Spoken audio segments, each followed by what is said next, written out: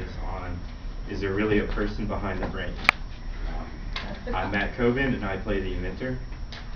And I'm Amber Kelly, and I'm the crazy great-great-granddaughter. I'm Brian Carver, and I'm C.S. Lewis. He's my great-great-grandfather. I'm the host. I'm Kim Lewison, I'm the lawyer. I'm Nathaniel Ledford, I'm the scientist. Jared Murray, I'm the atheist. I don't believe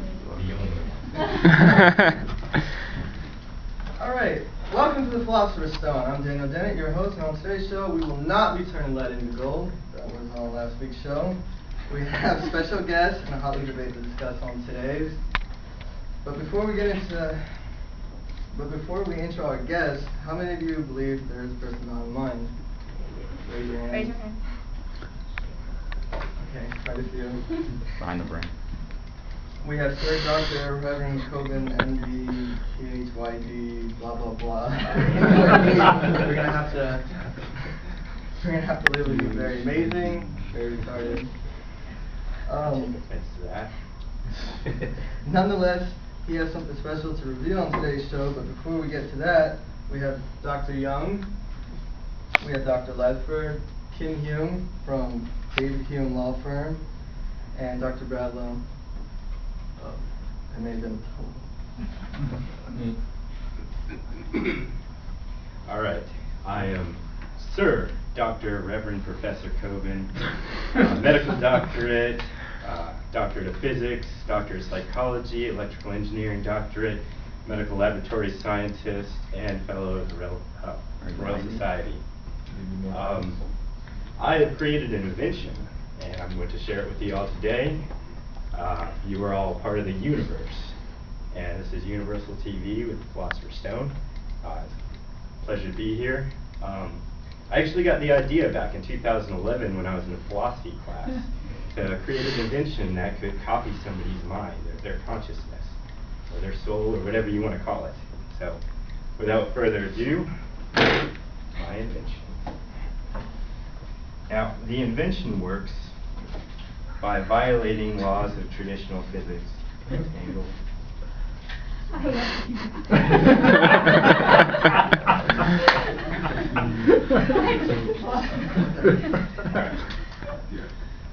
It violates the laws of traditional physics because I use intrinsically massless particles and accelerate them beyond the speed of light, which using the relativistic time dilation there, you can tell, accelerating particles beyond the speed of light will send them backwards in time. Can you get that switch?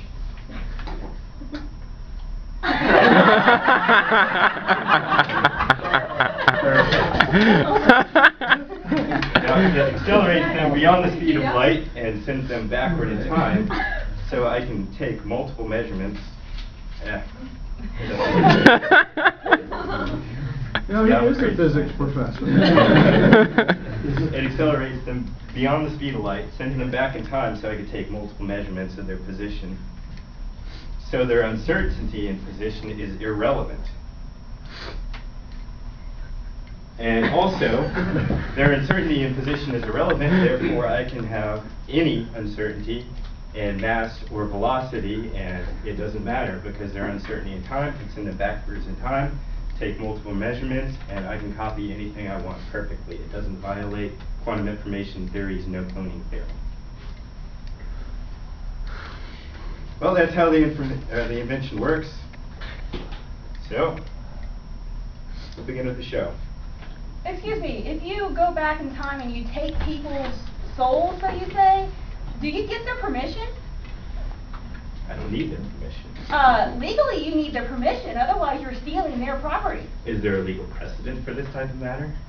Well, there's a precedent of the David Hume's philosophy against the state of Georgia, because the state of Georgia declared that everybody is able to run their lives without their main senses, and that anyone can be put to death. So they overruled that. And well, let me ask you, if I go backward in time before this precedent or this case was made, then does that precedent even apply? Is it ex post facto? No, but it applies to currently, so if you were to go back and take someone's soul and put it into that machine, how would it be proposed onto a new body or a new entity? And then once they are in that entity or body, how would they be legally theirs or yours? Because you didn't get their permission. Well, I'm no lawyer, but What? that is one of the few things that I'm not. I'm no lawyer, but if I copy them and I don't steal them, it's no different than me, say, copying something that's readily available on the universal internet.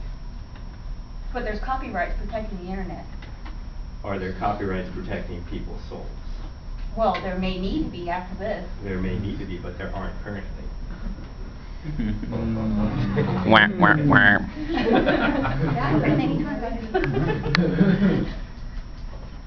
Would anybody else have an opinion on the matter? If this is indeed this man's soul, are we closer to finding God? See, I don't claim to bridge the barrier between life and death, or between the existence or non-existence of a God. I'm just claiming that I merely copied his consciousness. So what about his senses making him real? His senses.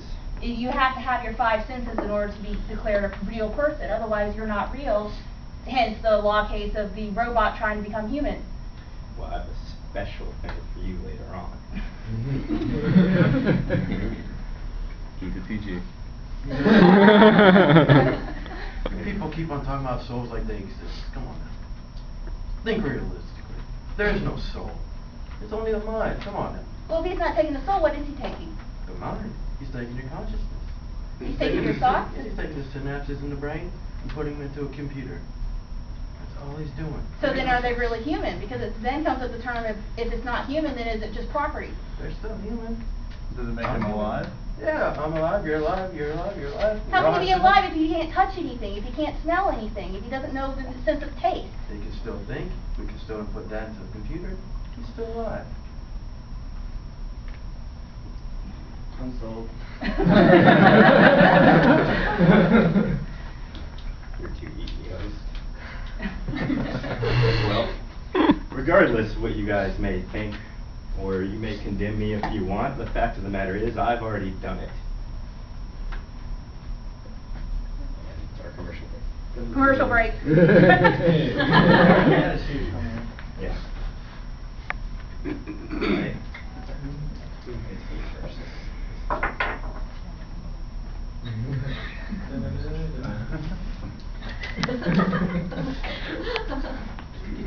Are you struggling to teach your child rudimentary quantum physics? Well, look no further for the solution. Mattel's introducing their new Schrodinger's cat lab toy. It's easy to use. All you do is load the cat in the box, load the poison in the box, and set off the timer. And your child can perform the complex quantum physical calculations involving probabilities of quantum wave functions collapsing into a superposition of decoherence of Planck time or greater. All right. Has been harmed in the making of this device, recommended ages 6 and under.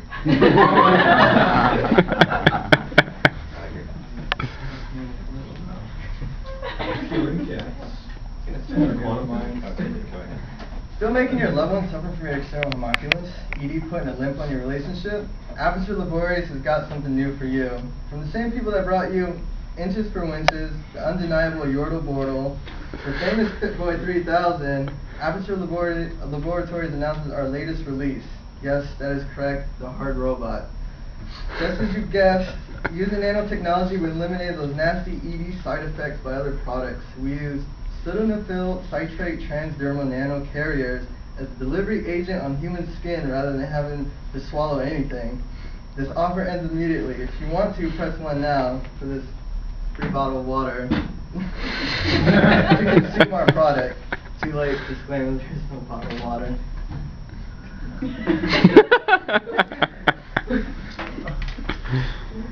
Are you having a family dispute over money? Call 1-800-WIN-NOW. We'll win your case.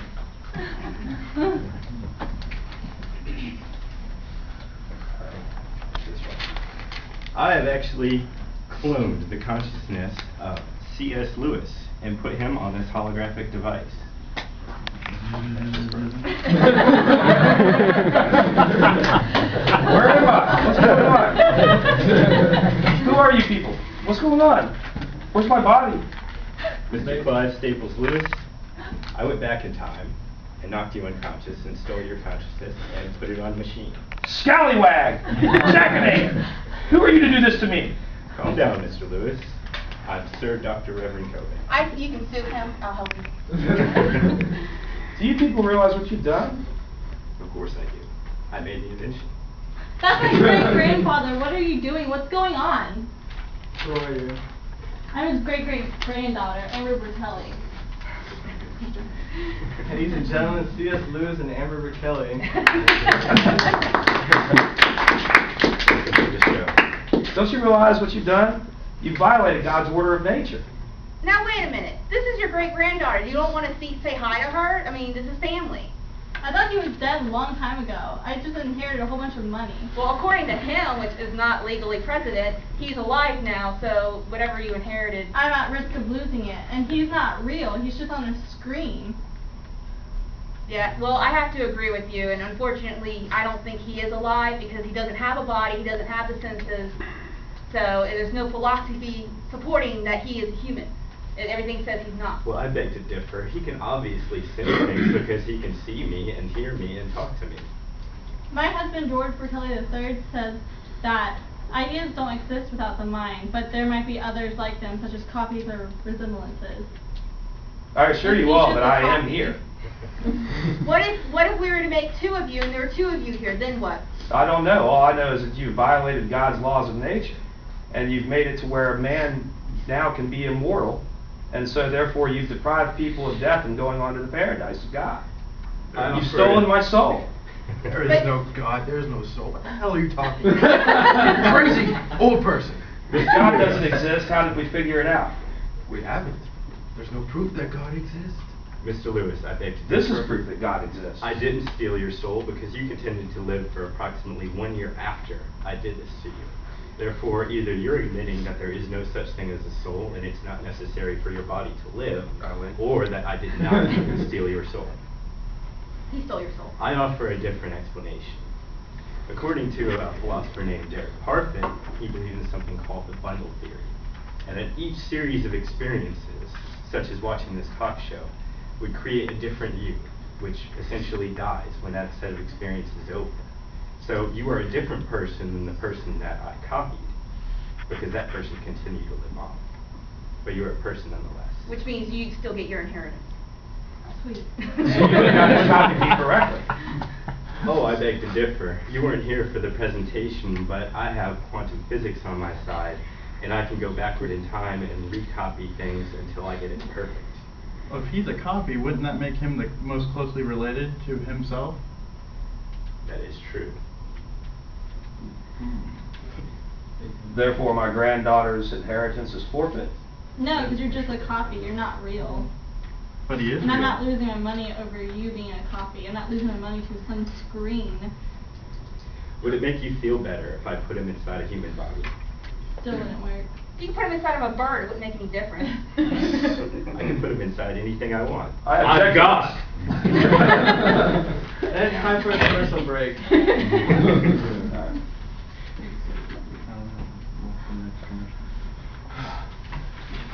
Gentlemen, have you ever found yourself in a situation where you're watching your sports games and your significant other just keeps on nagging you? Well, you don't have to worry about that anymore. With this new device, we can just simply download your girlfriend into the computer, and when that big game finally comes on, and she will not stop nagging you, you can just simply push the mute button. So pre-order the invention now, and save yourself from the torture. Hey, do you happen to have a pad? No, that's not quite what I meant. The other kind of, pad. You still use I said those? PG. Well, yeah, doesn't everybody? Well, not anymore. We have a new Apple pad. And you just stick it into your app and you control everything and no one knows what you're doing. It's just, you can can listen to music, you can do everything on this. But does it control your, you know, your flow and your Yeah, cycle? there's a calendar on here and everything. Well, where do I have to begin with? I have it right here. I can give you mine, because I'm not trying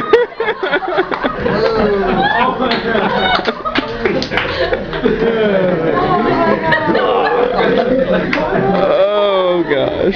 Very physical. You are psycho! The future has remarkable.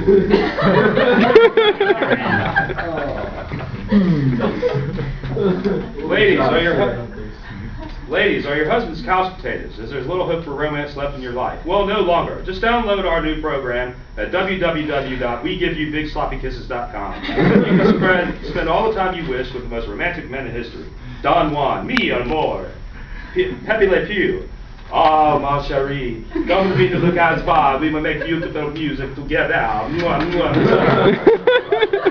Fabio, I can't believe it's not bada. That's right, ladies. For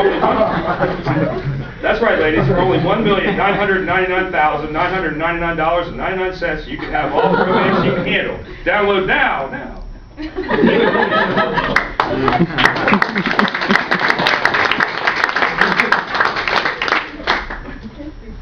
Welcome. We are now returning.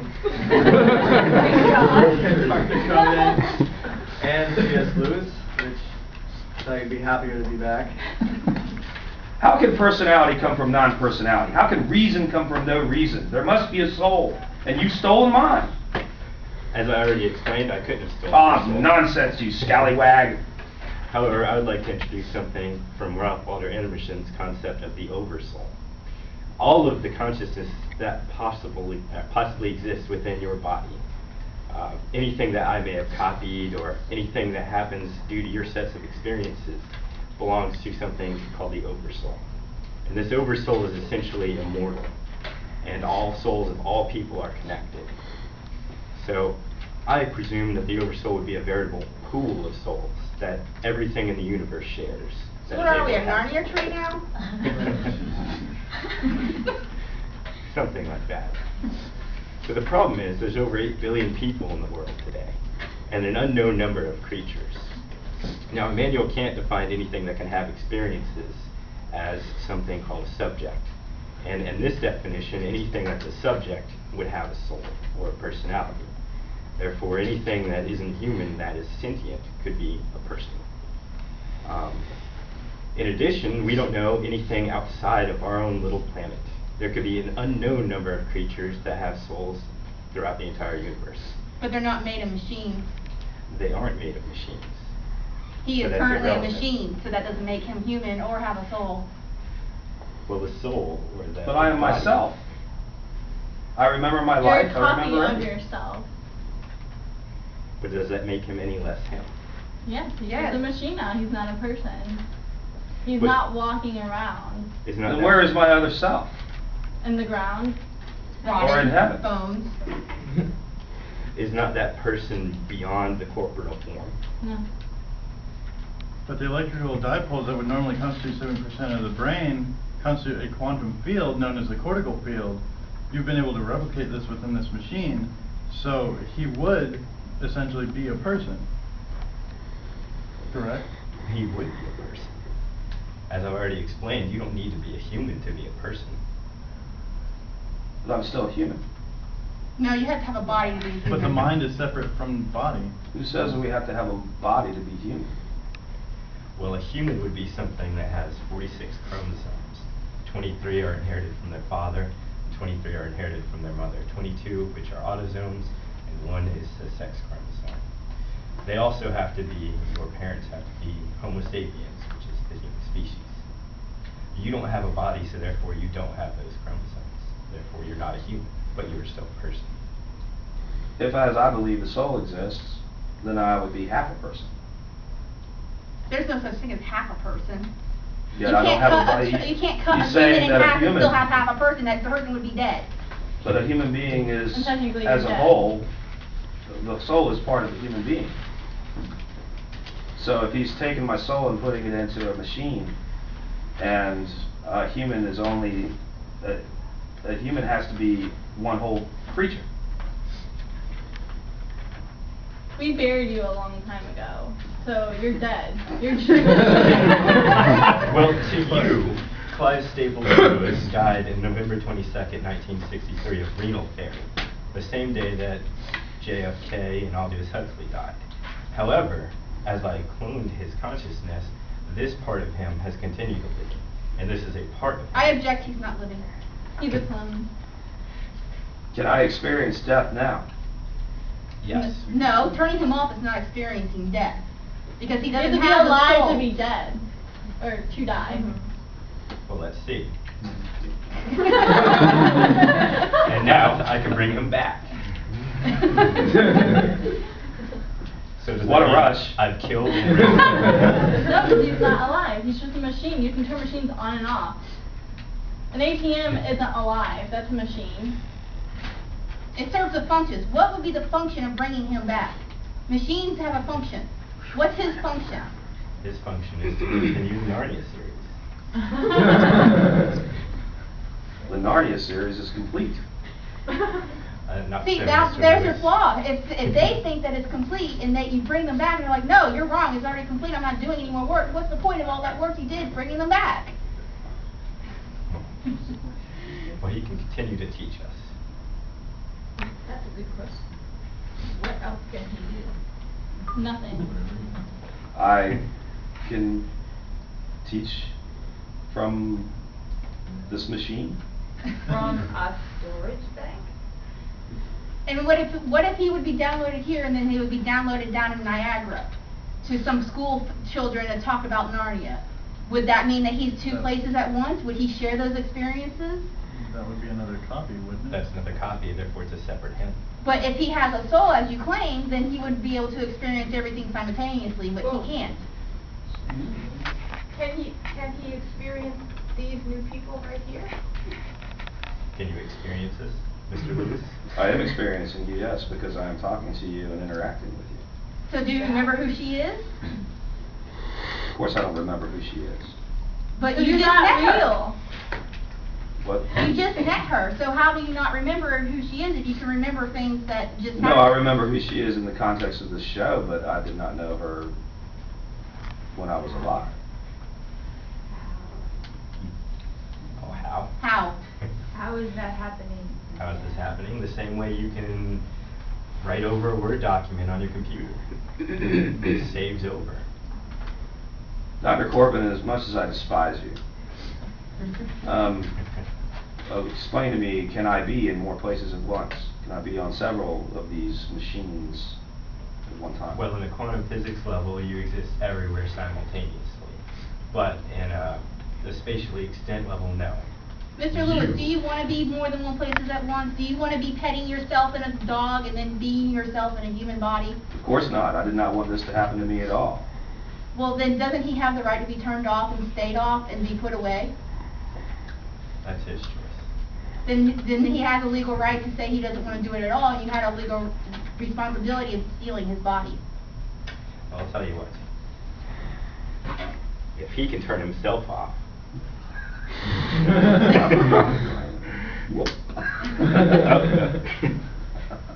he can't turn himself off. But you Sure.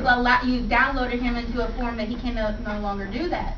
If you downloaded him into a physical form, which I'm sure science is at the point that they can clone bodies, Oh, it was done 20 years ago. yeah, then all we have to do is put him into a physical blank of a body. And then you'll agree that he is Clive Staples Lewis, and he's no longer dead. No, I didn't agree to that, but he'd be able to turn himself off, which meets your criteria of being human. I've already explained my criteria, and it has to do with chromosomes, the physical form, yes. However, he's still a person, whether he's human or not. Your dog can be a person without being human. So why can't he? So now you're saying dogs are human? How in the world does a dog turn into a human? They can't write, they can't create out of nothing. Am I wrong about that? A dog is not a human, but it is still it has a mind and everything. Yes, it's a life form, but life forms don't create like humans.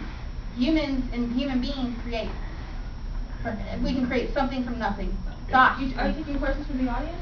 We can.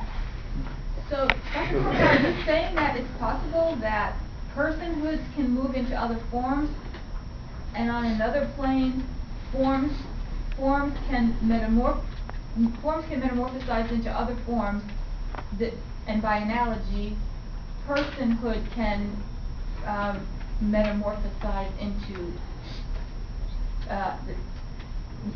there can be metempsychosis into form, and then there can also be metamorphosis into alternative forms independently. Is that what you're saying? Yes, I'm saying that the personhood or the personness is separate from the body. Right, An so- example would be like gender identity. The gender is say a female, whereas the body, its corporeal form, is male, and Right, they so- don't identify together. And so that would be, so you would be supporting the separatedness of a Cartesian mind-body split in that sense. Yes. Okay, that being the case then, so would you then say that it's possible then that a personhood, the personhood of an entity like Mr. Lewis here, could take the form of, say, an animal? Yes. And with the cognition of the personhood of the former human embodying the form of an animal, the metamorphosized form of an animal. That's a possibility in your scientific opinion. Well, the brain of the animal would have limited functionality, such as perhaps the dog wouldn't be able to talk. But things why? Like that. But why? Because if it's separate, what would stop it from doing that? Well, those are physical limitations being attached to a corporeal form.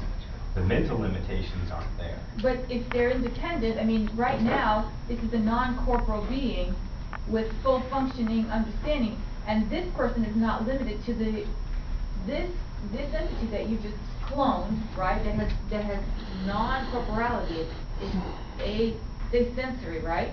And so this non-corporal entity who's asensory is not limited, it appears from your conversation, it's not limited to it doesn't necessitate any sensory input for its consciousness.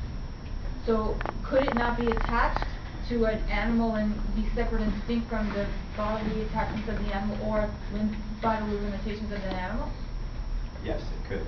So in that case, it would require the neurological connections to be attached to it, right? That's correct. So what you said before was wrong.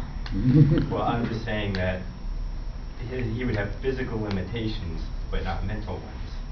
Such as if we took his brain and put it in a bird, the bird wouldn't be able to talk because it doesn't have the physical. But I would still be able to think. He would still be able to think the same thoughts. But you're talking now with nobody. Thereby that shows that the mind is separate. But hold on, you're talking now with nobody. So why would it be worse being able to talk if you're in a bird? I personally object to being downloaded into a bird. But It has a digital body. So being in a bird, why would being in a bird make you less person than being nothing in a nothing? I say that it doesn't. It doesn't. He has a digital body right now. This is all just a microphone and speakers that are replicating what he's thinking out. You're being digitized at the moment. So this is an electronic symbol. Yes, there's. I see. I'm sorry. Forgive me. I understand that. Sorry, my mistake. I would still be the person in the mind or in the body of the bird. So your sentient ability right now was enhanced by your apparatus. The apparatus is allowing the sentient being to manifest. Yes. Okay. Otherwise, people would be seeing ghosts all around all the Got time. it. I got it. Do we have any other questions from any audience down there? That does not have a PhD.